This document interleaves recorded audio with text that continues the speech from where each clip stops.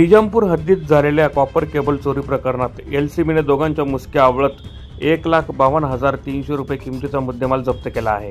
Nizampur police Thane व LCB पथक समांतर तपास करत असताना एलसीबीने दोघांना गजाआड केले आहे। एलसीबीच्या या कामगिरीचं सर्व स्तरातून कौतुक होत आहे। या गुन्ह्यात एलसीबीने एकूण 6 आरोपी निष्पन्न केले असून त्यापैकी भीमा नारायण बोरकर वय 24, रतन हरी बोरकर वय 20 वर्ष राहणार वाघापूर तालुका साक्री या दोघांना बेड्या ठोकल्या आहे। या गुन्ह्यासह आणखी एक गुन्हा एलसीबीने उघड केला आहे।